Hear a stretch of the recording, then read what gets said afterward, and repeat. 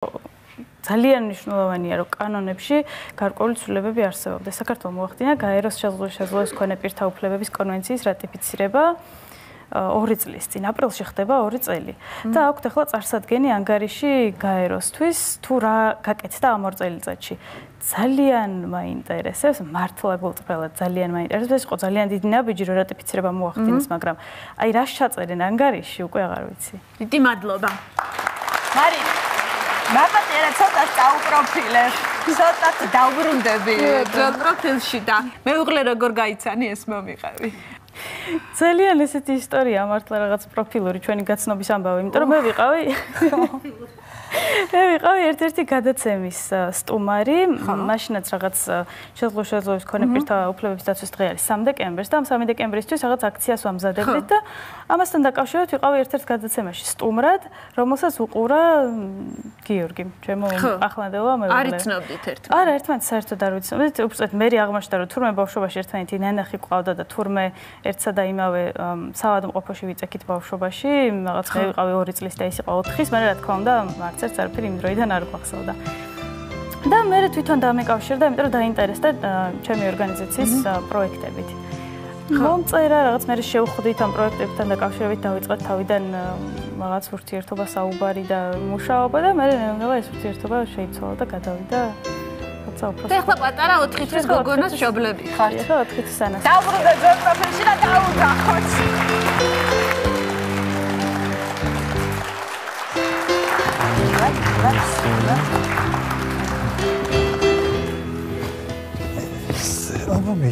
აი, როგორი ქალბატონი ყავს სტუმრად. ძალიან მაგარი გოგო. გიორგი, თქვენც მომიყევით რა.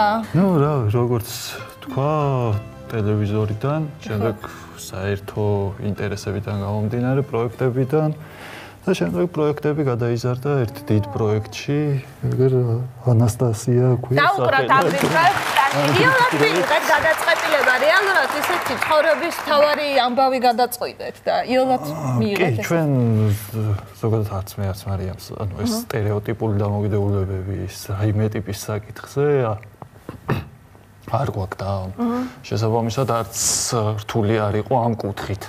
ну ზოგადად როგორც ყველა წყვილი ოჯახის მომავალზე წინასწარ რაღაც დეტალებზე გქონდა განხილვა და საუბარი.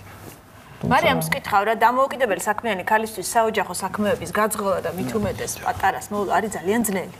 კი, ნამდვილად მე რაც პატარა შემოძინა, ცოტა შევამცირე რაღაცებს, ცოტათი მოვაწყებ დროებით. ბუნებრივია. ხო. ოღონდ მე როგორც ვიცი, თითქმის მარტო უმკლავდები ამ ყველაფერს. კი, მარტო ან ჩვენ პრინციპში ოჯახის შექმნის პირველივე დღიდან დამოუკიდებლად ცხოვრობთ დღემდე და ესევე ვაპირებთ გაგრძელებას. როგორ ახერხებ მე რა თქვა, აი პატარის მოვლას, საოჯახო საქმეებს, როგორ უმკლავდებით რეალურად ხო ასაკით არ ხარ ძალიან დიდი. არა, ნამდვილად არ არის ადვილი, საკმაოდ დიდ ძალისხმევას და ენერგიას მოითხოვს და ზოგჯერ დამიტოვებია რაღაცა მართლა ყოფილა რომ დამიტოვებია რაღაც გაურეცხავი, რაღაცა მიულაგებელი, რაღაცა გაუკეთებელი, თუმცა მაინც პრიორიტეტი არის ხოლმე ანასტასია და პირველ რიგში მთავარი ანასტასია იყოს კარგად და ბედნიერი. და მე როგორც ვიცი ანასტასია ხედავს, ხო? კი, ანასტასიას ხედავების პრობლემა ამ ეტაპზე ყოველ შემთხვევაში არ გამოვლენილა. ვიღაცას აქვს ქერათმა, ვიღაცას აქვს გრძელი ცხვირი, ვიღაცას აქვს არ ვიცი მე მოკლე ფეხი თუ გრძელი ფეხი და ასე შემდეგ და ჩვენ ყველა რაღაცებით ერთმანეთსგან განსხვავდებით. თუმცა ან ჩვენ შეზღუდვის მქონე ადამიანების შემთხვევაში სხვებთან შედარებით უფრო მეტ დაბრკოლებებს და ბარიერებს გვიქმნის გარემო. მაგრამ მაინც ყველას ვეტყოდი, რომ თუ ჩვენ თვითონ ჩვენს თავში არ ვიპოვით ძალას, რომ ჯერ ჩვენში შიგნით არსებულ რაღაც დაბრკოლებებს და ბარიერებს გავუმკლავდეთ და შემდეგ შიგნით არსებული და კი, ნამდვილად მქონდა და ეხლაც ხშირად მიბრძოლია საკუთარ თავთან და მიწევს ხოლმე რაღაცა დაფიქრება რაღაცებს და გააზრება, იმიტომ რომ მართლა არ არის ადვილი ყოველდღიურად ვიღაცა რო გაგონებს რომ ვაიმე ცოდო ხარ, ვაიმე საწყალი ხარ, ვაიმე რა როგორ გიჭირს საწყალი დედა შენი, როგორ გიulis საწყალი შენი ქმარი, როგორ ზრუნავს შენზე და ასე შემდეგ, აი უსასროლოდ და ან კიდე მეორე ვარიანტი რომ ვაიმე რა მაგარი ხარ, კარის სახელორი როგორ იპოვე და გააღე. და ეს არ მქონდება. ძალიან მაგარი გოგო ხარ, რა ვქნა წამომცდა, მეც არ უნდა ვთქვა ეს. სუპერ იუმორის გრძნობა გაქვს ამიტომ.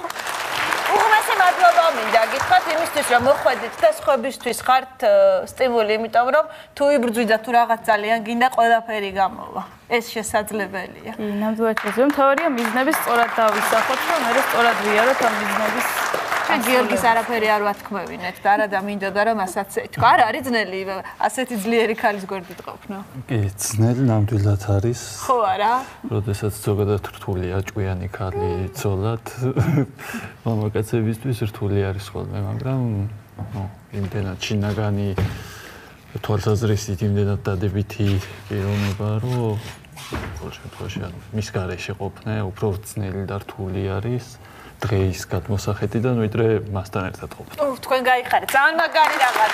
ხარი ძალიან დიდი მადლობა იმისთვის რომ იყავით ჩვენთან ერთად და გაგვაცანი პატარა ანასტასია. ეს არ არის დასამალი ფაქტები. მე ვთქვი რომ ის ძალიან დიდი დანაშაულს ჩადის. უნდა ვიყვიროთ ხმამაღლა. რა გოგი რის გოგი თუ ღმერთი გწამთ. პედაგოგი ყვირის რომ მე რომ ცოდნოდა ეს ბავშვი იყო გიჟი არანორმალური არ მივიღებდი. ესაა ზუსტად დისკრიმინაცია, ესე იგი შენ იძულებულს ხდი ადამიანს რომ აი ამ 4 კედელში ჩაკეტო. ჩვენ ვარ ძლიერები, დავნის სიძომი ჩვენ არა ვარ.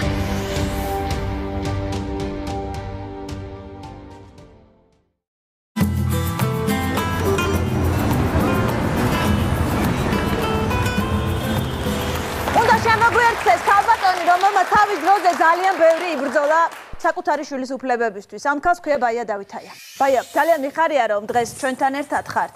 12 წლის წინ, როცა თქვენ დაიწყეთ ბრძოლა ლუკასთვის, რეალურად რა იყო აუტისტური სპექტრი საქართველოში თითქმის არავინ არ იცოდა.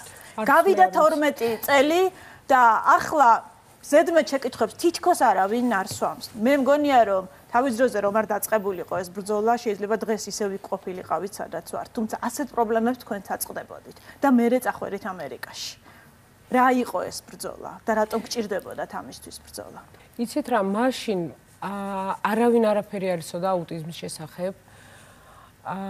მე აქედან წავედი საბედნიეროდ თუ არ ვიცი როგორ დაუძახო ახლა მაგას უკვე თავის უნდა მეშველა რაღაცნაირად ლუკასთვის იმიტომ რომ ლუკას ჰქონდა ძალიან მძიმე ფორმის აუტიზმი უკვე იმ დროისთვის როცა ჩვენ დაუდგინეთ მაგას ეს დიაგნოზი არა თბილისში ეს ჩვენ ბერლინში დაგვიდგინეს და გვითხრეს რომ რატომ ამდენ ხანს არაფერი არ მოიმოქმედეთო ესე იგი პირველივე რაც ჩვენ გავაკეთეთ იყო რომ წავედით აქედან აქ არაფერი იმ მომენტში არ იყო არავინ არაფერი არ იცოდა და მე მივიღე გადაწყვეტილება რომ მეშველა რაღაცნაირად და იმედი მქონდა სხვათა შორის რომ რაღაცა უფრო წინსვლები იქნებოდა თუმცა მე ვერ ვიტყოდი რომ ეს წინსვლები რაღაცა ძალიან ესეთი ეფექტური არის. ბაია ჩვენ ძალიან ბევრი ვისაუბრეთ როგორ ღებულობს აქ ქართული საზოგადოება განსხვავებულ ადამიანებს. თქვენ და ლუკა ცხოვრობთ ამერიკაში. არის სხვაობა? ძალიან დიდი. როგორ ღებულობს იქაური საზოგადოება ლუკას? საერთოდ არ არის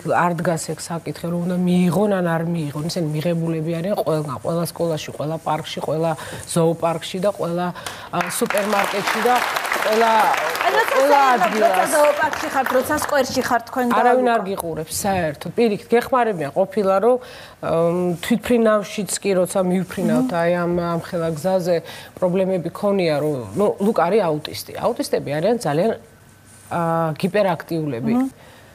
ხშირად არავერბალური. შენ არ იცი რა ტკივა, რა უნდა, რისგან ყვირის, იქნება ტკივა თუ იქნება უბრალოდ არ მოწონს რაღაცა, შუქი ან ნებისმიერი საერთოდ ვერ ხვდები ამას. და ამიტომ იქ მათ მიმართ არის განსაკუთრებული ყურადღება და ძალიან ჰუმანური მიდგომა. და არა აგრესია რაც არა რასისულელია როგორ შეიძლება. არა.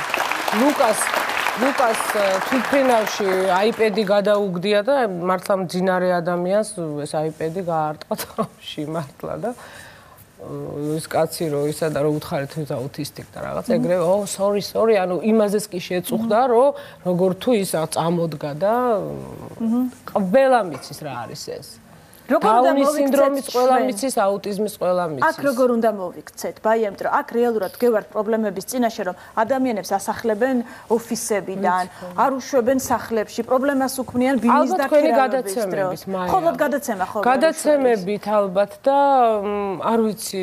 აგრესიული რატომ არის საზოგადოება ასეთი ადამიანების მიმართ? და აქ რომ გეცხოვრათ, როგორ იქნებოდით? მე გაუმკლავდებოდი რაღაცნაირად. მე გავცემდი პასუხს. მე ბევრი ისტორიები ვიცი, როდესაც ჩასულან ავტობუსიდან გაუგდიათ, რაღაც გადაუკეტიათ, ხო, კარები, ეგეთიც გამიგია. მე არ მივცემდი ამის უფლებას. მე დედა ამის უფლებას არ მივცემდი. ამერიკაში სკოლებში ყველა კლასში არის ერთი განსაკუთრებული ბავშვი. ეს არ არის მარტო იმიტომ, რომ ამ განსაკუთრებულ ბავშვს ჭირდება გარემო. ეს იმ ბავშვებს ჭირდებათ განსაკუთრებული ბავშვი, რომ დანარჩენი ჩვეულებრივი განვითარების ბავშვები გაიზარდნენ მეტად გუმანურები, მზრუნველები და კეთილები. აქ ვიცი ისტორიები, როდესაც გაუგდიათ ბავშვი სკოლიდან მშობლების მოთხოვნით. ხო ყოფილა ეგეთი. ჩვენ გქონდა ეს ისტორია. და მე ვფიქრობ, რომ ადამიანი, რომელიც ამას ითხოვს, ის გასაგებია ერთი მაგრამ დირექტორი, რომელიც ამას უსრულებს, მე ვფიქრე, რომ ის ძალიან დიდი დანაშაულს ჩადის. ძალიან დიდი მადლობა. უნდა შემოგვიერთდეს ქალბატონი თბილისიდან, რომელიც რეალურად ძალიან ახლოს ცხოვრობს რუსთავიორის ოფისიდან. ეს არის მე მგონი ერთადერთი შემთხვევა, როდესაც სტუმარმა ვერ შეძლო პროფილში მოსვლა. რთული მიზეზით ის უბრალოდ ვერ ტოვებს შვილს სახლში და ვერ გამოყავს გარეთ ზუსტად იმ მიზეზით, რა მიზეზით თქვენ საუბრობდით. ნათია ლომიძე გვერდება საღამომშვიდობისა, ნათია. საღამომშვიდობისა, პრობლემები, რომელზეც ჩვენ საუბრობთ, თქვენთვის ძალიან ნაცნობი და ახლობელი, ამიტომ პირდაპირ კითხავთ, რატომ ვერ შეძელით დღეს აქ ჩვენთან მოსვლა? საბასთან ერთად არ შემიძლია მე სახლიდან რომ გავიდე სადმე. ეს იყო საბას პრობლემა, რომ საბას არ შეუძლია. ესე წავიყვანო, დამიждდეს, მომისმინოს და ეს პრობლემა მქონდა მე და ვერ მოვედი დღეს თქვენთან სტუდიაში. საბას აუტისტური სპექტრი აქვს, ხო? დიახ, ქალბატონო მაია. პრობლემა რაშია? გარდა იმისა, რომ საბა თქვენთან ერთად როცა მოძრაობს ქუჩაში, ამ დროს აწყდებით პრობლემებს, აი ეს მინდა კითხოთ და კარგად ამიხსნათ. თუ გადაადგილების პრობლემაა? არა, უბრალოდ ქცევები აქვს დარღვეული ქალბატონო მაია, მაგის პრობლემა გვაქვს. გამოდის რომ 24 საათიან რეჟიმში სახლში ხართ, ნათია? დიახ, ქალბატონო მაია, 24 საათი ვართ ერთ ოთახში გამოკეტილი, სხვა ჩვენთვის არ არსებობს არაფერი. ასეთ სიტუაციაში გამოსავალი არსებობს, ბაია? რა უნდა ქნას ნათია? დამხმარე ჭირდება. და თუ თქვათ ადამიანს არ აქვს საშუალება რომ დამხმარე ყავდეს, ბავშვისთვის ხომ ეს ძალიან ცუდია, 4 კედელში ვაროა ჩაკეტილი. ძალიან ცუდია, ვერ განვითარდება კარგად. ესეთი ბავშვები დილას მიდიან ცენტრში, ზუსტად მაგიტომაც, რომ მშობელმა ამოისუნთქოს. თუნდაც 5 საათამდე, თუნდაც საღამომდე, რომ სამსახურში იარონ. რატომ არ დადის? მოკლედ, ქალბატონო მაია, 5 წელი დავდიოდით პირველი ნაბიჯი საქართველოს დღის ცენტრში. ეხლა რამდენი წლის არის საბა? საბა ეხლა 10 წლის არის. მოგვიხდა პირველი ნაბიჯიდან წამოსვლა, ანუ საბას რაღაც ქცევები გაურთულდა. პირველ ნაბიჯმა გვითხრა, რომ ფსიქიატრულ საავადმყოფოში მომეთავსებია საბა. რის შედეგად იქიდან რომ გამოვიდოდით, უნდა მიეღოთ უკან ბავშვი. მაგრამ ესე არ მოხდა სამწუხაროდ, დავჯექით სახლში, შინმოვლის პროგრამაში ჩავქვსეს, მაგრამ ეს არაფერს არ ნიშნავს საბასთვის. საბას უნდა ხალხთან ურთიერთობა. ესეთი ჩაკეტილი ერთ ოთახში საბა ვერაფერს ვერ აკეთებს, არანაირი გართობა საბასთვის არ არსებობს და ამის გამო საბა არის სულ გაღიზიანებული. ფირი ცხოვრობ, სოციალური და პენსია გვაქვს ამ ეტაპზე. მომიხდა სამსახურის დატოვება, ეხლა ხვალზე შეიძლება ყურიც ვერ უყიდო ჩემშვილს და ვერ წამალი, იმიტომ რომ სახლში ვზივარ. ამპერში ჭირდება საბას კომუნალურები და რავი, არაფერში არ ყოფნის. სხვა დახმარება არ გვაქვს. ვარ მარტო ხელადები. გამგეობამ თუ ხვირა შეგვიწყვიტა, რამოდენიმე თვით დაგვიფინანსა, სულ ქუჩაში ვჩევით.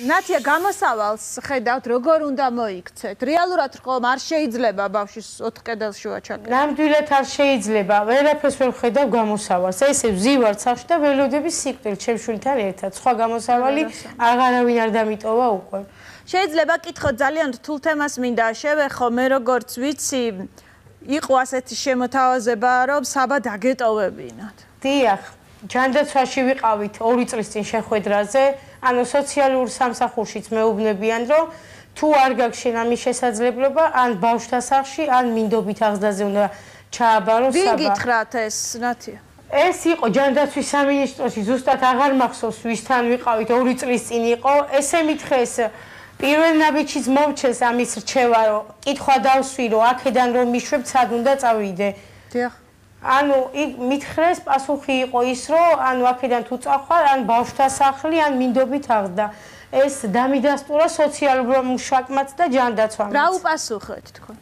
რა უპასუხე უარი რა თქმა უნდა 10 წლის არის საბა და ერთი დღე არ დამიტოვებია და არც დღეს არ ვაპირებ დავტოვო საბა მადლობა დიდი კითხავთ რა ქალბატონებო თქვენთვის ეს არის ნაცნობი პრობლემა თქვენი შვილებიც აუტისტური სპექტრის ბავშვები არიან მათაც აქვთ პრობლემები ამ სიტუაციაში არსებობს გამოსავალი ან რა ხდება საერთოდ ბავშვს აქვს პრობლემა და 4 კედელშია აჩაკეტილი დედა ვერ მოვიდა ჩვენთან ძალიან ახლოს ცხოვრობს ბავშვი ვერ დატოვა დამხმარე არ ყავს ასეთ ვითარებაში ბავშვი ვერ ვითარდება პირიქით უკან და უკან იხევს მისი განვითარება მოგესალმებით ორგანიზაცია მშობელთა საინფორმაციო ცენტრი ეკამაისურაძე და მშობელი თვითონ აუტისტური სპექტრის მქონე ბავშვის ეს არის საზარელობა დღეს რაც ხდება ეს არის მარაზმი პირდაპირ შემიძლია და რეალურად თქვენ თქვენი ორგანიზაცია ამ გოგომ ჩვენ მოგმართა რომ რა ვქნათ რა გავაკეთოთ მოგმართა ჩვენ ორგანიზაციას იმიტომ რომ გოგო იყო სასოწარკვეთაში ეს არის ის მაგალითი რაც დღეს საქართველოში ხდება მარტო ეს ერთი არ არის ძალიან ბევრია მაია ძალიან ბევრია და არ არსებობს საქართველოში პროგრამა შვილი ამერიკაში წაიყვანოს ყველაფერი დღეს მატერიალურზე ოთახებში უნდა ჩავკეტოთ თუ ფული არ აქვს მშობელს გადასახლელი ხო ის გაუბედურებული იმას ჭირდება ერთი დახმარება მეორე დახმარება მესამე დახმარება ლოგოპედი გინდა ოკუპაციურ თერაპია გინდა აბათერაპია გინდა ქცევით აი ყველაფერი ჭირდება ამ ბავშვებს ერთი მშობელი არ არსებობს სახელმწიფო ვალდებულია ამათ მიხედო სახელმწიფოა ვალდებული პირველ რიგში უნდა არსებობდეს შესაბამისი პროგრამები არსებობს პროგრამები მაგრამ ისიც უნდა იცოდნენ რომ ჩვენზე კარგად იციან როგორი სტილის შიშიმ ბავშვები რო არსებობენ შეზღუდული შესაძლებლობის არსებობენ კიდე ისეთი მდგომარეობები რომელთაც ჭირდებათ შინმოვლის პროგრამები დახმარება ელემენტარულად რომ შობელმა ნაციას რეალურად გამოდის რომ ერთმანეთს ვასყდებით ემოციურად და მეტი არაფერი უნდა ყველაფერი ვიღონოთ ერთმანეთის გვერდში დავდგეთ აი არ უნდა გავჩუმდეთ მაგრამ ხალი ვერ გამოდის სახლიდან რა უნდა გააკეთოს უნდა ვიყვიროთ ხმამაღლა ეს არ არის დასამალი ფაქტები ყველა ფაქტი უნდა გამომჟღავდეს და არც ერთი მშობელი არ უნდა გაჩუმდეს არ უნდა დაითრგუნოს იმ შეურაცხყოფილი მდგომარეობების გამო სამედიცინო ტერმინებით ლანძღვის შედეგად ნუ დაითრგუნებით პირიქით ამოიღეთ ხმა თქვით და ყველა ერთად დავდგებით დიდი მადლობა ნათია რას ეთყოდით სახელმწიფოს თქვენი სახლიდან საბას დედა რას ეთყოდა ქვეყანას რომელმაც ის სახლში ჩაკეტა რა ვიცი ქალბატონო მაია ვთხოვდი რომ კიდე დამეხმარონ იმიტომ რომ ჩემი შვილი ჩაკეტილი უფრო ცუდად ხდება ანუ სიკეთისკენ არ მიდის საბას გამოჯამთელება არ შეიძლება ამ ერთ ოთახში ბავშვი ჩაკეტილი იყოს 24 საათი და ელოდო სულ რაღაცას. აი, მოვცენ იმის საშუალება, რომ დღის ცენტრის მომსახურეობა დავიწყოთ ისევ, რომ ჩემმა შვილმა ხალხთან ურთიერთობა გააგრძელოს. და რა ვიცი. იცოდეთ, რომ ჩვენ თქვენს გვერდით ვართ და მე მინდა მჯეროდეს, რომ რაღაც მაინც გამოსწორდება და საბა შეძლებს გარეთ გამოსვლას. დიდი მადლობა, გაიხარეთ. გქონდეთ ჩვენი იმედი. ნინო დარსაველიძე უნდა შემოგვიერთდეს. მანაც თავის დროზე არასამთავრობო ორგანიზაცია შექმნა იმიტომ, რომ მოუწია ბრძოლა საკუთარი უფლებებისთვის. გამარჯობა ნინო. სადაც ჩვენ ბრძოლას დაბრძანებით. მე ვნახე ფილმი, სადაც თავარი გმირი სწორედ თქვენი ძმაა და ძალიან მაგრად ხატავს. მაგრამ რეალურად ამ ბრძოლაში სწორედ მის გამო ჩაერთეთ. რატომ არის საბრძოლი სულ ეს? ამ თემაში მოდი თქვათ, რომ არავინ არ მოდის საკუთარი ტრავმის და საკუთარი ტკივილის გარეშე. ეს უნდა იგრძნო. ეს უნდა იგრძნო, იმიტომ რომ უმეტესობა ადამიანები, ვინც ამ აქტივიზმში არიან ჩართულები, საკუთარ თავზე, საკუთარ ოჯახზე გამოცადეს ის საზოგადოებრივი დამოკიდებულება, ის რესურსების არარსებობა, რომელიც დღეს სამწუხაროდ საქართველოში არის. არ არსებობს ორი ერთნაირი აუტიზმი. ყველანი არიან განსხვავებულები. თქვენი ძმაც აუტისტია. კი. სწორად თქვი ახლა ასე უნდა მეთქვა. აუტიზმის მქონე ადამიანი. თქვენი ძმაც აუტიზმის მქონე ადამიანი, არა მოუჭრეთ შეცდომას, მინდა რომ გამოჩნდეს. ჩემთვის ეს არ არის პირადად ტრაგედია, ეს არის მოცემულობა, რომელიც არის. მე არ მყოლია სხვა ძმა, მე არ ვიცი როგორი შეიძლება რომ ყოფილიყო ის. მე მყავს ის ძმა, რომელიც მე მყავს და მე ბედნიერი ვარ იმით, რომ ის დაუკვირდათ რა წარში. თქვენ უფროსი და ხარ? კი, მე 33-ის ვარ, 11 წელი არის ჩვენ შორის სხვაობა. ამ თემაში მოვედი ზუსტად იმიტომ, რომ ჩემი ძმა იყო საკმაოდ დიდი, როდესაც დაესვა დიაგნოზი. მანამდე არც არავინ არ იცოდა, 15 წლის იყო. 2008 წლამდე საქართველოში არ იცოდნენ აუტიზმი რა არის და გადავწყვიტეთ, რომ ეს არის თემა, რომელიც ხალხმა უნდა გაიგოს. რა პრობლემებს აწყდებოდით ნინო მაშინ, როცა პატარა იყო ის შედარებით? როცა პატარა იყო, ეს იყო სკოლა, ეს იყო ბაღი, ანუ ის რაღაცებს ვერ აკეთებდა ისე, როგორც ამას აკეთებდნენ სხვები, ფაქტია, რომ რაღაცა ბულინგის ამბებიც იყო ამაში. მაგრამ დადიოდა ბაღშიც და სკოლაში. კი, ბაღშიც დადიოდა, სკოლაშიც დადიოდა, სასწავლებელიც დაამთავრა, ანუ ფოტო და საოპერატორო ხელოვნება დაამოღამა, ასე ვთქვათ და იღებს ფოტოებს და მიეცა საშუალება, რომ თავის გამოიხატა. საერთოდ არ მინდოდა, რომ მეგობრები მყოლოდა და მე მარტოობას ვირჩევდი, მაგრამ ეხლა აღარ მინდა რომ მარტო ვიყო.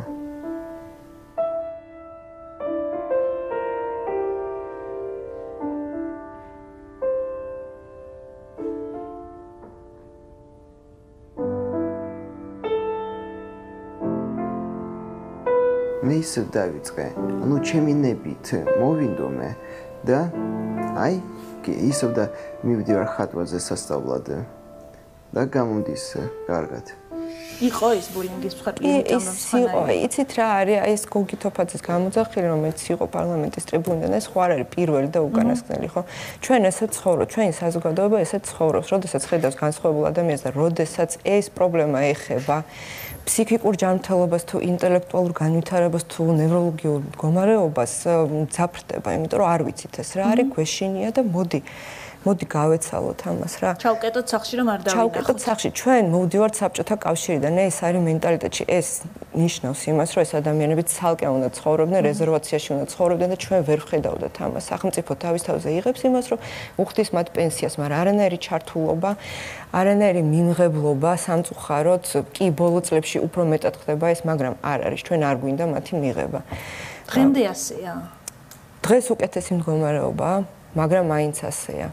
ბრძოლა გიწევდათ, აი მაშინ როცა პატარები იყავით თქვენი უმცროსი ძმის დასაცავად, აი თუნდაც ეზოში, სკოლაში, მეზობლებთან. არა, იცით რა არის, ყველაფერი დაიყვანა იქამდე, რომ ძალიან იშვიათად, ანუ სკოლის გარდა პრინციპში არც არსად არ გადიოდა, იმიტომ რომ გარემო არ იყო ესეთი მიმღები მისთვის, ანუ დისკომფორტული იყო და შესაბამისად სადაც კომფორტული, ანუ ყველა იქმნის რაღაცა კომფორტის ზონა, საიდანაც რომ არ უნდა რომ გამოვიდეს, რომ რაღაც გადააწყდეს სხვა გარემოებებს და ძალიან მნიშვნელოვანია რომ ყველამ გავიგოთ, რომ არ არის არც აუტიზმი, არც დაუნი, არც შიზოფრენია სალანძღავი სიტყვები.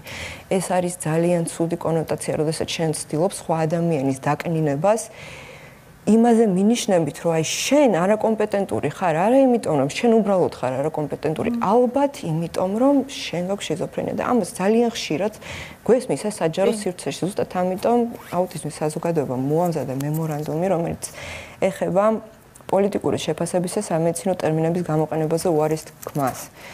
ჩვენ დავდივართ, მე დავდივარ და თხოვ პოლიტიკურ პარტიებს რომ ამას მოაწოდონ ხელი, რომ ეს უნდა დამთავრდეს. რას ნიშნავს ეს მემორანდუმი? ეს ბრძოლა ხო, აი როდესაც თოფაძე გამოდის და ამბობს, რომ თქვენ დაუნები დაგვიძახეთ, აბა როგორ ვარ მე უმრავლესობაში, როდესაც ოპოზიცია და პოზიცია ერთმანეთს ებრძვიან ისეთ სიტყვებით, როგორც არის შიზოფრენია, ხო? აი ეს ვიღაცა არის ცუდი, იმიტომ რომ მას არ არის ეს სწორი ხალხი, ეს უნდა დამთავრდეს და ამის მაგალითი უნდა იყოს ის ადამიანები, ვინც ჩანა, ვინც სულ არიან საჯარო სივრცეში და მე მგონია რომ ძალიან ადვილად მისაღწევი არის თუ ყველანი გავიაზრებთ ამას. ანუ ყველას მოსვლია ეგეთი რაღაცა, ხო?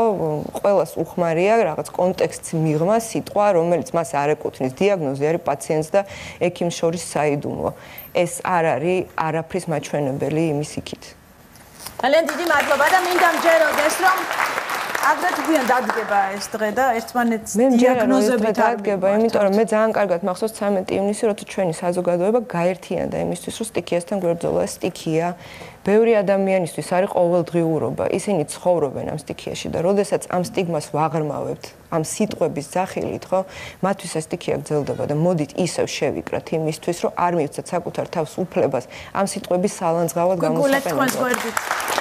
ბოლოს მინდა გითხოთ, რამდენად იოლი იყო 22 წლის ბიჭისთვის პროფესიის შეძენა, მისი საყვარელი საქმიანობის მოძებნა და кайფის დაჭერა იმაში, რასაც აკეთებს, იმიტომ რომ აი რაშიც დაიჭირა кайფი, იმას მიყვა და როგორ გამოვიდა ეს ამბავი? ფოტოაპარატი ვუყიდე, თავიდან იყო ძალიან მარტივი ფოტოაპარატი, დაიწყო სურათების გადაღება, რაც გამოსდიოდა. მე რო ვუყიდე უფრო რთული ფოტოაპარატი და გადაწყვიტა რომ აი მას უნდა მიყვეს და მოწონს და აკეთებს ამას.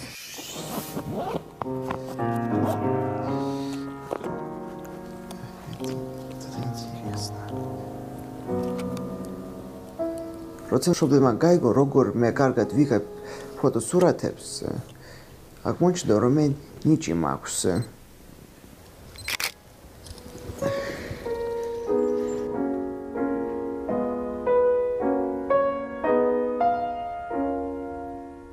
ალბათ ვინმეს ახსოვს ან იცის ბიჭი, რომელიც იდგება ტბასთან, სულ მარტო და თევზაობს, სულ მარტო და აღარავინ. აი ის გახდა აუტიზმის სიმბოლო და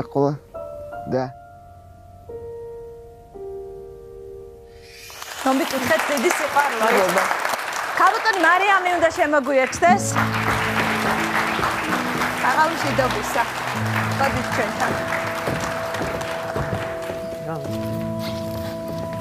ქალბატონი მარიამ, პრობლემა რომელზეც ჩვენ ახლა ვსაუბრობთ, თქვენთვის არის ნაცნობი.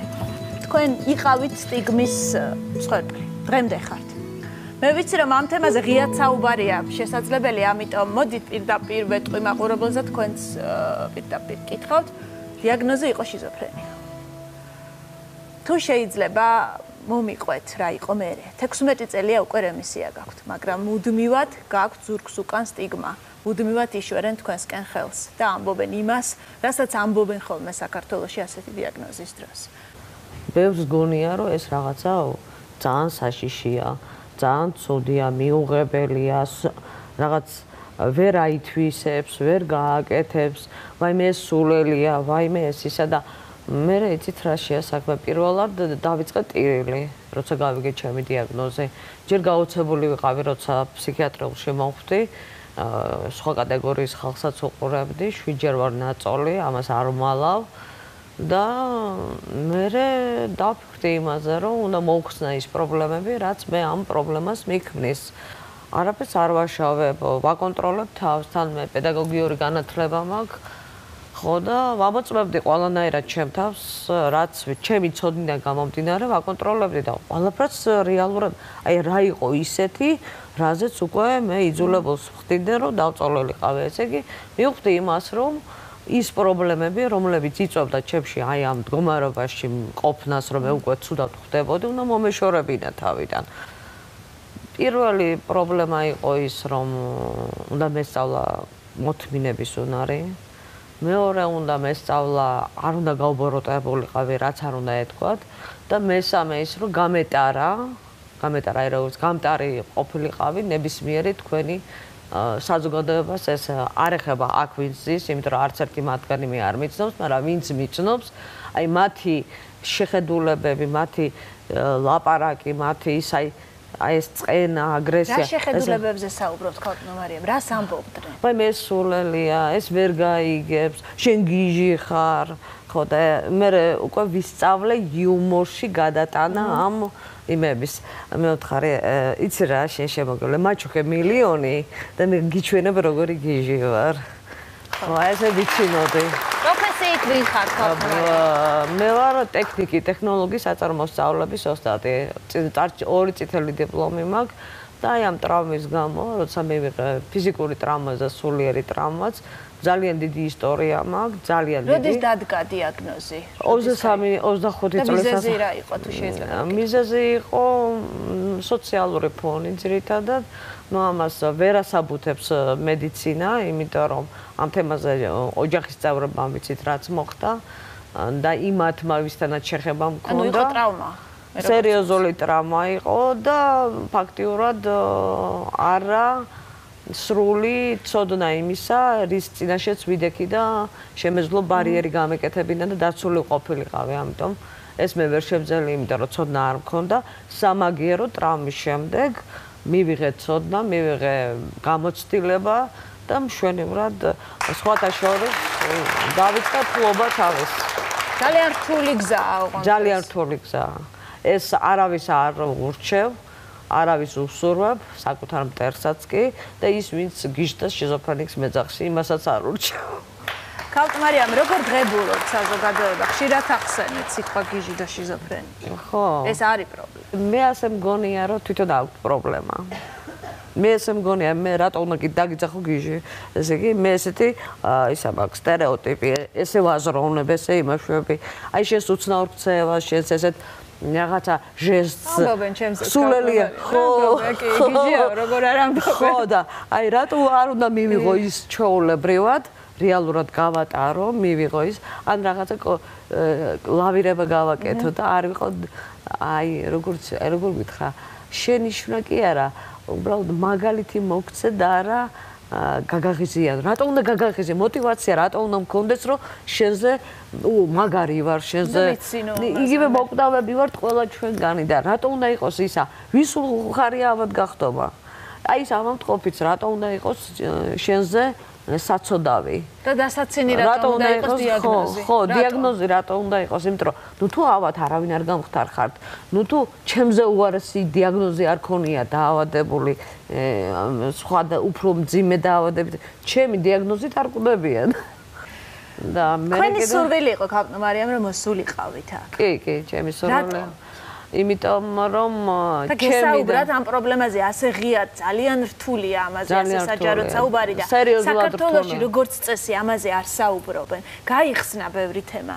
ბევრი თემა ღია გახდა. ჩვენ საუბრობთ აუტიზმზე, საუბრობთ დაუნის სინდრომზე, ბევრ სხვა პრობლემაზე, მაგრამ ფსიქიკური ჯანმრთელობის მქონე ადამიანები არ საუბრობენ. იმიტომ რომ ძალიან ბევრი ბიოფსიქოსოციალური პრობლემებია ჩვენი პაციენტების მიმართ საზოგადოებაში, მაშინ ჯანდაცვის სტრუქტურაში. ჩვენ მეორე ჯგუფის ინვალიდი ვარ, ესე დამინიშნეს, ესე გადაწყვეტეს და წარმოიდგინეთ 3 ლარი მაქვს დღეში. როგორ უნდა ვიცხოვრო, მითხარით. და მე ვცხოვრობ. 3 ლარი გაქვს დღეში. 100 ლარი მაქვს პენსია. საზოგადოებას რას ეტყოდით, ქალბატონო მარია? საზოგადოებას ვეტყოდი იმას, რომ იცით რა არის, გინდა ბიო, გინდა ფსიქო, გინდა სოციალური პრობლემები აწონ და კარგად გაითავისონ, რომ შეიძლება ნებისმიერი თქვენთაგანი, ვინც შეიძლება იყოს, შეიძლება ჩემ ადგილას და ჩემზე უარეს მდგომარეობაში აღმოჩნდეს და აი მე როგორ იქნება საქმე არ ვიცი. ერთხელ მაინც დაფიქრდნენ ჩემს მაგივრად რას იზამდნენ. მე არ გამოვსულარ იმითი, რა ქვია, ესეთი აგრესიით.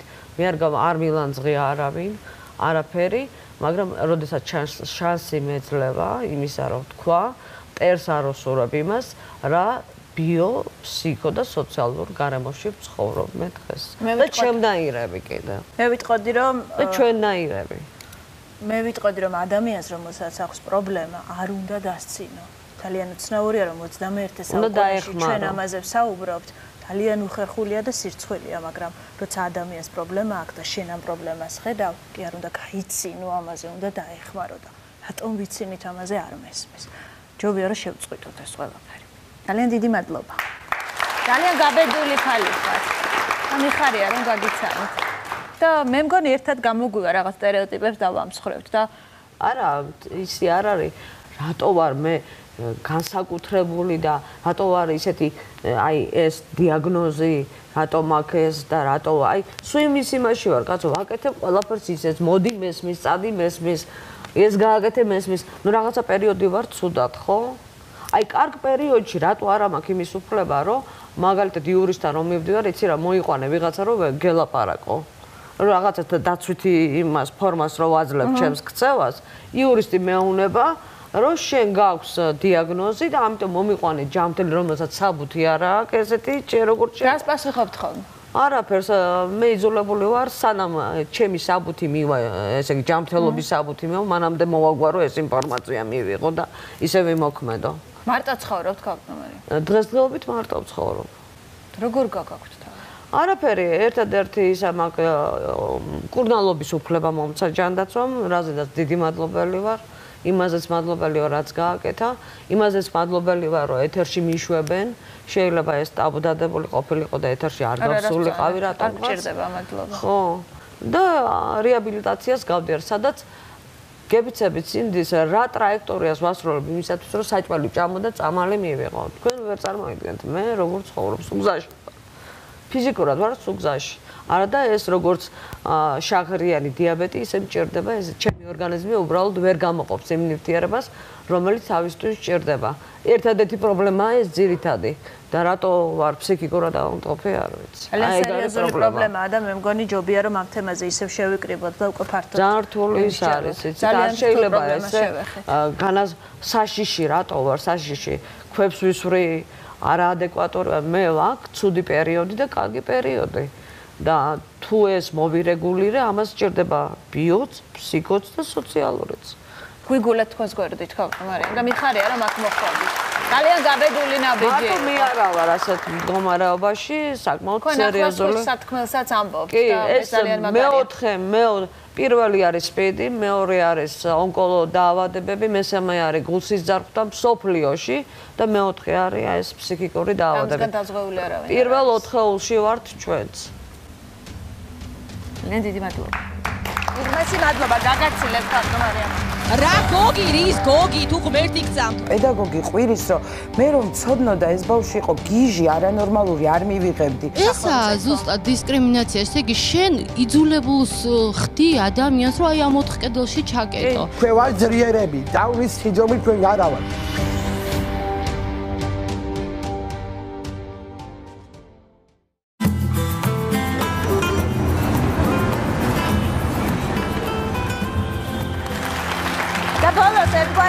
შევაჯამოთ, მშობლები მინდა გაგაცნოთ ძალიან მაგარი ბავშვების და ერთად მოვძებნოთ გამოსავალი, შემდეგ როცა ყველა ერთად შევიკრიბებით. საღამოშიდობის. გამარჯობა. გამარჯობა. თამდა 2 თვის წინ იყავით ჩვენთან გადაცემაში სტუმრად, ძალიან მძიმე თემაზე. გაბრიელის დედა ხართ. ვერ წარმომედგინა ასე მალე თუ შევხვდებოდით ერთმანეთს და კიდევ უფრო მძიმე პრობლემაზე თუ ვისაუბრებდით. რა მოხდა? მოხდა ის, რომ პარლამენტიდან გაისმა ზუსტად დისკრიმინაციული გამონათქვამი. როდესაც მე ვუსმედი ბატონ გოგის მეუხერხულა, იცით რატომ პირველი განცხადება საჩივარი მე პარლამენტს მივმართე, რომ იქნებ ვიღაცას პირადად შეესწავლა გაბრიელის საქმე. რაღაცა მივხვდი რატომ არ მოხდა რეაგირება, იმიტომ რომ აქ არ არის მარტო ბატონ გოგიზე ლაპარაკი, იქ იყო მთლიანად პარლამენტი, იქ იჯდა ძალიან ბევრი პასუხისმგებელი ადამიანი და არავის ამის შემდეგ არანაირი არც განცხადება, არც სინანული, არც არაფერი არ გამოუხატავს.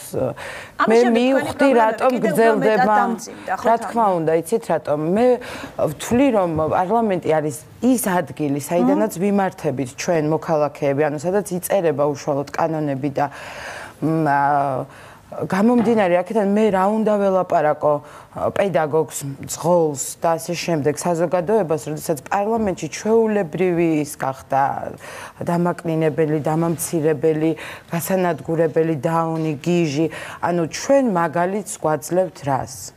ეს არ არის ხალხო ჩვენი პრობლემა. ეს ჩვენი შეიძლება ტკივილია იმ წუთში, მაგრამ ქვეყნის სირცხვილია ეს. არ შეიძლება პარლამენტში ისმოდეს ესეთი გამონათქვამები. მე წელიწად ნახევარია ვებრძვი არა იმ ნაკაწრებს, ნაფხაჭნებს თუ ვინ როგორ დაარქვა და იმ მდგომარეობას, რაც გაბრიელს განუვითარდა შემდგომში. მე ვებრძვი იმ ორ კვირას, რაც მესმოდა ჩემი შვილის ბაღში. რა გესმოდათ? ავადმყოფი გიჟი არსებობს კადრები, რომელშიც პედაგოგი და პედაგოგების ჯგუფი დგანან და პედაგოგი ყვირის, რომ მე რომ ცოდნოდა ეს ბავშვი იყო გიჟი, არანორმალური, არ მივიღებდი. მე ამას ვებრძვი. ბადრიჯან, ძალიან მაგარი ბიჭი ხარ. ბორბალი, მართალი ხარ. 1, 2 და 3. ძალიან მაგარი ბიჭი ხარ. აში დავკარი. ყოჩახ, დააკაკუნე. მაგარი ბიჭი ხარ. არ ვართ საცოდავები პირველ რიგში, მე ნამდვილად არ ვთვლი, რომ ვარ საცოდავი, არც ჩემი შვილი არის ულამაზესი, უჭკვიანესი და ჩემთვის ყველაზე საყვარელი. ასეა. უბრალოდ ვითხოვთ და ვითხოვთ უკვე ცოტა მკაცრად, იმიტომ რომ მე ეს ყველანაირი საქმე გადავდე, 3 შვილი მყავს და გავედი საზოგადოებაში, შევქმენით არასამთავრობო ამისთვის, რომ დავნერგოთ ეს, რომ სირცხვილია ხალხო, სირცხვილია, არ შეიძლება ამის კეთება, არ შეიძლება ამით შეურაცხყოფის მიყენება, ისინი ჩვეულებრივი ჩვენი ნაწილები არიან. ბატონ გოგის ხომ ყავს შვილები, მე იგივენაირად მიყვარს, მე დაუძახო ვინმე პარლამენტარს გოგისნაირო? კი. მოგესალმებით, მზის სივრცე ეკატერინე ყიფიანი. დღევანდელი თემა საკმაოდ ისეთი გამჭვირვალე გამოდგა, მაგრამ აი არა დისკრიმინაციას როდესაც ვიძახით, მარტო ჟესტებით, მარტო დაცინვით, მარტო აი სიტყვიერ გამოძახილი ეს არ უნდა იყოს. მე ვფიქრობ, რომ აი დისკრიმინაცია იყო ზუსტად ის, რაც ახლა ნათიამ ჩვენ გვიამბო. ჩემი აზრით აი ეს არის დისკრიმინაციის უმაღლესი წერტილი, რაც ჩვენ ახლა ვიხილეთ. ხო, მაგრამ ადამიანს სხვა გამოსავალი არ დაუტოვა სახელმწიფომ. ესა ზუსტად დისკრიმინაცია, ესე იგი შენ იძულებულს ხდი ადამიანს, რომ აი ამ 4 კედელში ჩაკეტო. და ეს არის პირველ რიგში სახელმწიფოს მოვალეობა, რომ რაღაცა ელემენტარულად უზრუნველყოფა გამოგვიცხადოს. თქვა ცენტრი, რომელიც დაასახელა ნათიამ. თუნდაც ის ცენტრი გააძლიერო სახელმწიფომ, თუნდაც რამდენი დღის ცენტრი არის. საზოგადოებას რა უნდა უთხრა? პირველ რიგში განათლება უნდა მოვთხოვოთ, პედაგოგებს უნდა მოვთხოვოთ, რომ დაეხმარონ ჩვენ შვილებს იმაში, რომ მეტი განათლება მისცენ, რა არის დაუნის სინდრომი, რა არის იგივე აუტისტური სპექტრი, თუნდაც შიზოფრენია, თუნდაც უსინათლო გოგონა, რომელიც აი არაჩვეულებრივად მეტყველებს, ხო? და საოცარი ფრაზები თქვა, რომ მართლა მე მრცხვენია. იმის მაგივრად რომ ვიღაცა რაღაც ააქებს, იმიტომ რომ თუნდაც კარებს აღებს გოგონა. ეს ხო ყველაფერი, აი ისეთი ფრაზები თქვა, რომ აი ჩვენ ამ თემებზე საუბარი დავიწყეთ, იმიტომ რომ 20 წლის წინ ამაზე არავინ არ ლაპარაკობდა და იყო ჩაკეტილი თემები და რახან ჩვენ ამაზე ვსაუბრობთ, ესე იგი ეს გვაწუხებს და ესე იგი მივდივართ გზაზე, რომელსაც ქვია საზოგადოება. მიაწოდეთ, აბა. მე თვითონ მყავს შეზღუდულობის მქონე შვილი, მყავს 17 წლის არის და თან მარჩენალ დაკარგულია. ჩემთვის არავის არ დაუთვლია ინდივიდუალური საჭიროებები და ეხლა მარტო ჩემ თემაზე ვლაპარაკობ, ბევრი მშობელია ეხლა და ჩვენ ცხოვრობ დღეში 2 ლარა და 30 თეთრად, იმიტომ რომ პენსია ჩვენი, მე და ჩემი შვილის, ხო, არის 160 ლარი და ეს 60 ლარიც ყველამ ძალიან კარგად იცის, რომ ეს არის ჩვენი მშობლების აქტიურობით დამატებული პენსია, თორე ისე 100 ლარი იყო. და ესე იგი ჩვენ ყველაფერი შეგვიძლია, ჩვენ მშობლებს თუ კი გავერთიანდებით, თქვენი საზოგადოების და მედიის სტანდარტები. იმიტომ რომ ერთი აგურის დადება ყველა შეგვიძლია. მე ვამბობ, ქვეყანა უნდა გადავიდეს სოციალურ მოდელზე, იმიტომ რომ ნათიას პრობლემა, ჩემი პრობლემა და ხვალ კიდევ უამრავის და მით უმეტეს ჩვენ კარგად ვიცით რეგიონებში რეები ხდება. საერთოდ არ ვიცი, პურიც არა აქ ადამიანს. 2 ლარით და 60-ით. არ ვიცი, მადლობა უფალს, მართლა არ ვიცი ხა მეგობრების დახმარებით, ხან ვიღაცა ხან შეერის მყავს ჩემი შვილი. იმიტომ რომ ქვეყანაში სადაც მე და ჩემ შვილს, რომელსაც უწერია შეზღუდულობის მქონე ადამიანი და სტატუსში უწერია, რომ ის თავის თვე იარსებებს და მის დედას მე როგორც მომლეს თუნდაც, ხომ? არ მაქვს არ და ასე ვთქვა, ჩემი სლენგით ვიტყვი, ჩემი შვილის პენსიიდან უტეხავ. და იმის პურშჭა და ხანდახან არ მეყლაპება.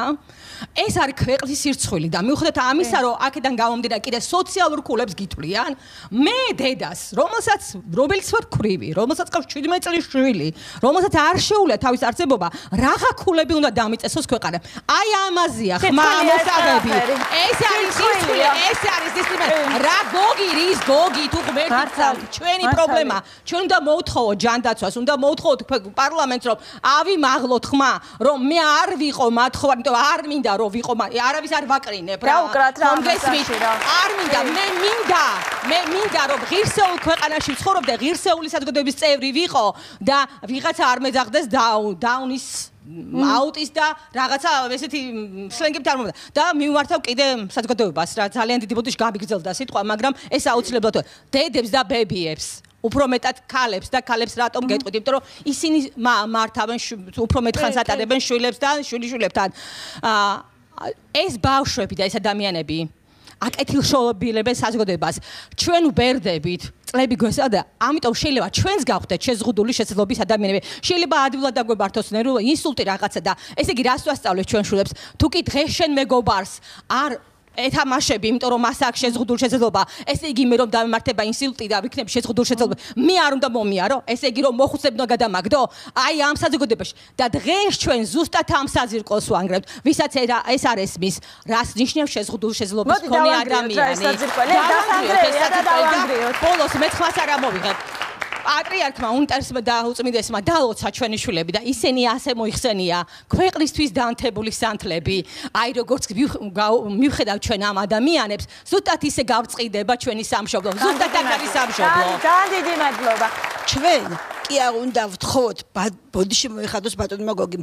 ჩვენ ბატონო გოგი, საქართველოს პარლამენტო, საქართველოს მთავრობა, თქვენ ვალდებული ხართ ასეთ ბავშვებს შეუქმნათ ღირსეული გარემო, მისცეთ მათ ყველაფერი, რომ ისინი ჩამოყალიბდნენ ღირსეულ მოქალაქეებად. შეურაცხყოფა კი არ უნდა მიაყენოთ, საზოგადოება უნდა იყოს ერთიანი, ტოლერანტული, რათა გაიძულოთ თქვენ არჩეული ადამიანები ემსახუროს მათ, ვინც თქვენ აგირჩიეთ. უღმესი მადლობა.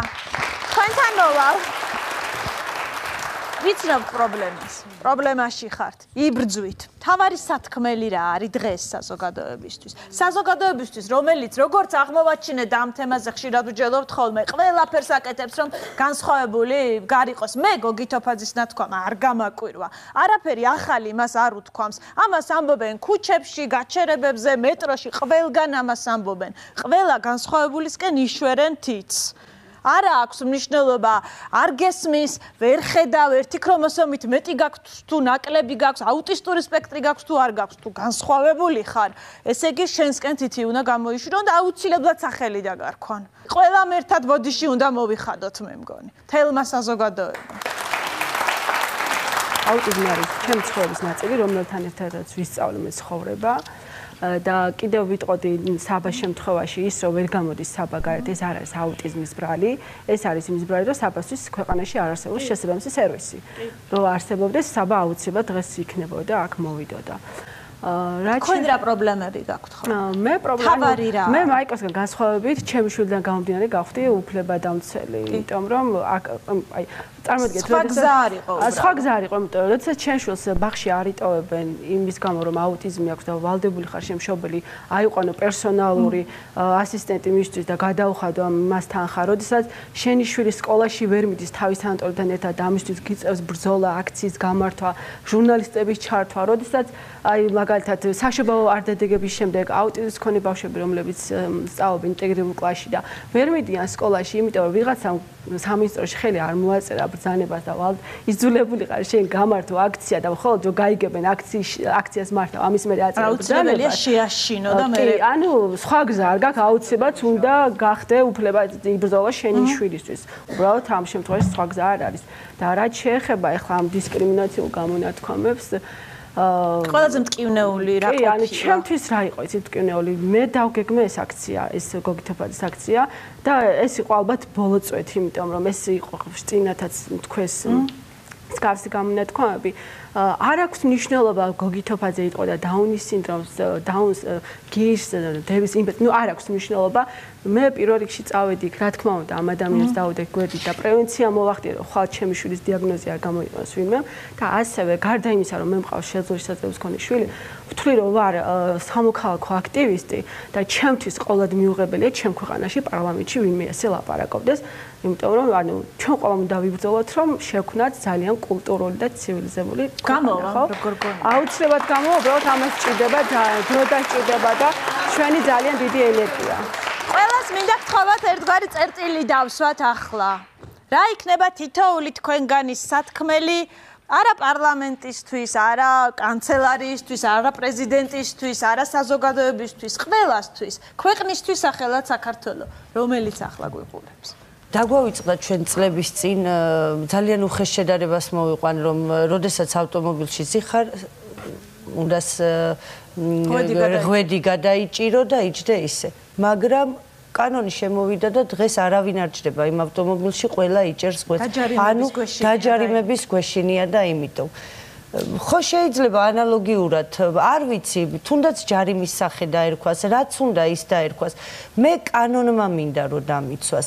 მე არ მინდა რომ 24 საათი ვიდგე ქუჩაში და რაღაც ისინი ვაფრიალო. კანონს ხო. ნინო, რა სიტყვი? ძალიან ელემენტარული ეს არის უბრალოდ რომ აი რაღაცნაირად აი გულის ყურით მოგვისმინონ ჩვენ ელემენტარულად სკოლებშიც უნდა იყოს სხვათა შორის სკოლებში აი უკვე ადრეულ ასაკში უნდა იწყებოდეს რომ ბავშვებმა ეს აუცილებელი არის რომ სამედიცინოზე ჩააბარო და მე რომ გაიგო რა არის დაუნის სინდრომი აუტისტი ცერებრული დამბლა მე მაგალითად მყავს ნათესავი გიორგი თათელაძე რომელიც არის 33 წლის აქვს ცერებრული დამბლა დაამთავრა სკოლა უნივერსიტეტი ყავდა ცოლი რომელსაც გაშორდა კიდეც და უბრალოდ იმიტომ რომ მას ეს დიაგნოზი აქვს და ოდნავ ფეხს მოიწევს უმუშევარია აი ჩვენ ქვეყანაში არ უნდა ხდებოდეს ესეთი რაღაცები და ამ ხალხმა სახელმწიფომაც ნათია იყო წეგან ჩართული ნათია რატო ვერ მოდისო ნათიას მე გამოვიყენებ ამ უფლებას და ავიღებ ჩემს თავზე იმიტომ რომ მე ვიცი აქ გოგოების ხედა ნათიას აქვს ძალიან ბევრი პრობლემა გარდა იმისა რომ ნათიას შვილის დიაგნოზი არის აუტიზმი მას ელემენტარული აქვს იმის პრობლემა თუ რა აჭამოს მის შვილს მე მინდა თხოვნით მიმართო აქ ეს არ არის არანაირი ესეთი განცხადება ეს რომ უბრალოდ არ შეიძლება რაღაც დაითვალონ რამდენი არიან ესეთი ბავშვები სტატისტიკურად რაღაც ჩამოყალიბდეს ფონდი გოგოები აგროვებენ ხოლმე ზოგი 20 ლარს ზოგი 30 ლარს არ შეუძლია ყველას არ აქვს იმის საშუალება მიხვდით და ელემენტარული რომ რაღაცა დახმარება იყოს რომ თქვა ამ ბავშვებმა შეძლონ რომ დედამ არ კონდეს იმის პრობლემა რომ შვილს რა აჭამოს მე უკვე აუცილებლად დაეხმარება ეს აუცილებლად ეს არის დასაწყისი ყველა იმიტომ რომ დედა იმაზე ფიქრობს დილით რომ დგება რომ რა აჭამოს შვილს აი როგორ უნდა იფიქროს ეხა ვერ გამოყავსო ვერც გამოიყვანს დამხმარე როგორ უნდა აიყვანოს დამხმარეს ფული როგორ გადაუხადოს რაღაცნაირად იქნებ ხალხნო მესმის რომ ძალიან ბევრი პრობლემაა ჩვენს ქვეყანაში მაგრამ ეს არის მართლა ყველაზე სერიოზული პრობლემა ეს არის აუცილებელი დამიჯერეთ დაკავდით ამ საკითხით მიიტანეთ რაღაცნაირად გულთან ეს ახლოს და რაღაცნაირად გადავწყვიტოთ ამ ხალხის პრობლემები დავეხმაროთ იმიტომ რომ ეს არის აუცილებელი აია რა შეტყოდით ერთი ზარი იყო საკმარისი კინოთეატრ ამირანში რომ თვეში ერთხელ ძალიან ბევრი ბავშვი მიიღო სრულიად უფასო. ასევე უარი არ უთქვია არც მუშტაეთს, ძალიან სხვადასხვა ბევრ ორგანიზაციებს. ეგრე არ არის რომ ყველა ცუდად აღიქვავს ამ პრობლემას. ძალიან ბევრ ხალხს ძალიან ახლოს მიაქვს ეს ყველაფერი. მოდი ყველა მათგანს უთხრათ მადლობა. არ ჭირდება ამას ფული. არა, ხაზგასასმელია ხო. მე მინდა მე გამაფრთხილეს არასდროს არ თქვა ეგო, მაგრამ მაინც ვიტყვი, იმიტომ რომ ეს უნდა იყოს მაგალითი სხვა ორგანიზაციებისთვის, რომ რაღაცნაირად დაეხმარა, რა თქმა უნდა. ამიტომ ძალიან დიდი მადლობა ამირანსაც, მუშტაეთსაც და კიდე სხვა ორგანიზაციებს. რა თქმა უნდა. დიდი მადლობა. თქვენ მათ უნდა ვიცნობდეთ. თქვენთან მინდა ველოს მოვიდე. შენ მინდა რომ დღევანდელი გადაცემა დაასრულო. შენს მაყურებელს რა შეტყოდი? მე ვეტყოდი ერე მაყურებელს თქვენ უნდა ვიბრძოლოთ რომ დაუნის სინდრომი არ უნდა ვიყოთ. ჩვენ ფეხზე უნდა ავდგეთ, უნდა ვიბრძოლოთ ჩვენ. და ჩვენ აუცილებლი მაქვს რომელსაც ბავშვები უნდა გამოვიყვანოთ და თქვათ, ჩვენ ვარ ძლიერები, დაუნის სინდრომით ჩვენ არა ვართ, ჩვენ მაგრები ვართ. ჩვენ მაგრები ვართ. და ეს ის დროა, როცა დუმილი მართლა დანაშაულია, ხუთშაბათამდე.